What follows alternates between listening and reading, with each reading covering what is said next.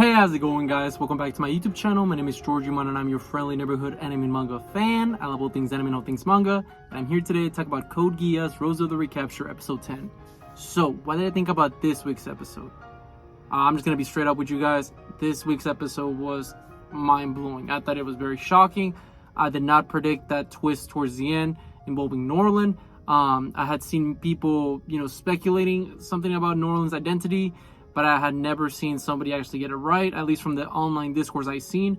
But I was very shocked, to say the least, about it, and I can't wait to talk about it with you guys.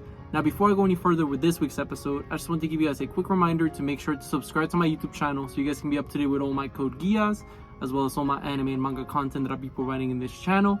It really helps out a lot, and I would really appreciate it if you guys could subscribe to my YouTube channel. So if you guys could, please subscribe to my YouTube channel. Now, with all that out of the way, let's get into this week's episode. So this week's episode starts off pretty much where we see the Avengers assemble, which was the the cliffhanger of last week, where we saw Suzaku, the Yakuto squad, and also the Reflection people, battling these robots. Like, I just kind of call them meat grinders because they're kind of just like, they just grind people, to death. But we see them pretty much battling them, and it was really cool seeing like the Yakuto squad again, especially their mechs, because I always liked their design. Like, it was very cool. Wyvern squad, I believe that's the name of their squad. Also, it's always lovely to see our best French girl, Layla. It was blast seeing her. I love hearing her voice, especially in the dub. I know the dub was kind of controversial because they gave her like a French accent, but it makes sense. She's from France, and why not? So I thought it was really cool seeing her. Even the cat was there. Come on now. Suzaku was battling too. One thing I will note, I don't know if I'm a fan of Suzaku's new mech design. I know it's based on the Shinkiro, I believe, but I don't know. I'm so used to the black sleek kind of look that the white look on the Shinkiro kind of like threw me off for a bit. So I was like, I don't know. But overall, it was really cool seeing them all just kind of wreck shop and, see them battle. And as they're battling it out, we also catch up with the person that's at fault for all this, which is Gino. My man, he's stressing.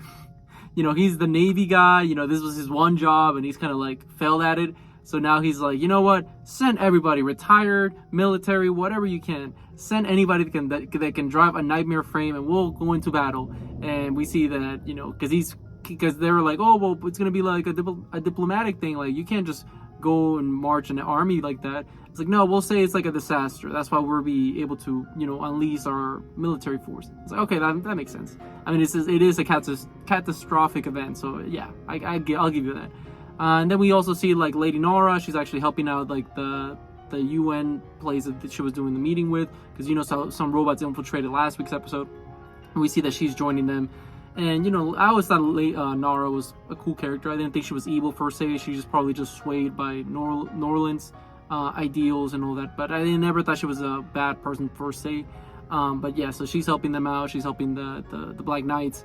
And we also see that pretty much Roze / Sakuya and Ash, they're heading towards Norland's hideout. They're going to go head on and take him out.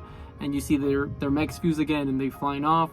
By the way, side note, I was like seeing it. It looks really cool. Like, I just wanted to point that out. I love the design of the two of them together. And we also, like I said, we also see pretty much a little bit of throughout the episode of Sakura and her night guy kind of like wandering around and, kind of trying to escape because there's a lot of chaos and why not.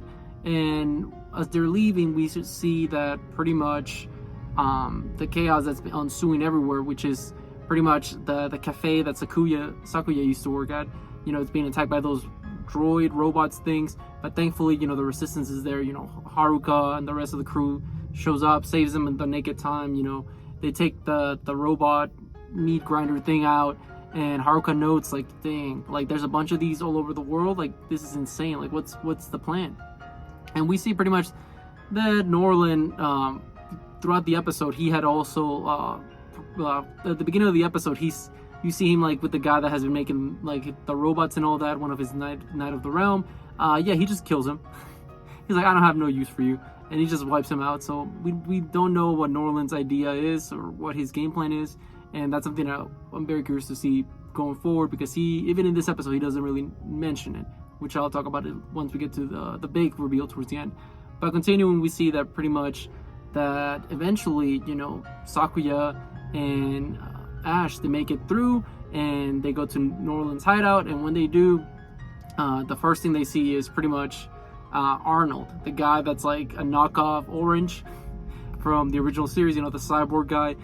And he's just like, hey, listen, man, you gotta fight it out. Like, Ash, this is personal between me and you. We gotta fight this out. And, you know, he's like, okay. Now, one thing to note is that once they, before they do enter the castle, Ash was very shocked to see it all. He was just like, what the heck? Like, what's going on? Because he witnesses, like, the swords that killed his brother Nicole. So it was very shocking for him to re-experience that again. But that's when the guy, like I said, the guy Arnold showed up. And he's like, let's fight with swords. And they do. They actually do fight with swords. I was like, what the heck? And it's like, let's take up the sword and we'll see, like, who wins. And as they're fighting, there's also, like, a thing in the episode where we see Catherine meet up with Sakura, and the knight that's kind of protecting her. And we see that, you know, they're building up, like, Catherine's little redemption arc where, you know, she explains like, oh, well, you said what's real strength, and then Sakura says that, you know, real strength is, you know, protecting someone else's heart instead of only your own. You know, it's typical, like, good behavior, good morals kind of thing, ideals. And then we cut to I think a very important scene where Catherine, and we see her flashback why she's so devoted towards Norland, because I think Catherine's just like a more like a laid back kind of person. So I was very like, you know, like, I was very curious, like, why is she so infatuated by Norland? What is it about this guy? Like, why does this guy keep rizzing her up? And we see the reason why, and it's because, you know, apparently, you know, she used to be of a lower, like, class. You know, it was just, like, her family was kind of poor. It looks like it from the flashback, at least. And we could see that she was a very young girl, and I guess one day, a guy just killed her parents, and he was going to steal her, to do whatever, who knows. But, you know, Norland showed up, stabbed the guy, and kills him. And, you know, he pretty much rescues Catherine. So that explains why Catherine's so infatuated by Norland. And it makes sense. I mean, it's her knight, you know, it's her knight shining armor. You know, it's her shining knight. So it makes sense why. Eventually, she helps Sakura and the guy escape. It's like, okay, toodles, like, peace out. And it kind of like, that's the last time we see about her in this episode. And also, we catch up after that, where we see pretty much the fight with Arnold and Ash, and obviously Arnold's like, oh, there's only one way someone's winning this. It's like whoever's the last man standing. And as soon as he says that, Ash just like goes full try hard and just kills him. It's like, yeah, I guess I win. And he just like, everything crumbles down. And that's pretty much the whole thing between Arnold and Ash. Kind of was very rushed. I would say personally it was like, kind of like very fast, like it was just very fast. It was just like whatever. So yeah, he gets taken care of. I hope you just see crumbles of like rocks and stuff, so you don't see him really died, but I think it's obvious that he died. And how we cut to is towards the end of the episode is where we finally see Sakuya, you know, with Norland, and she uses her Geass.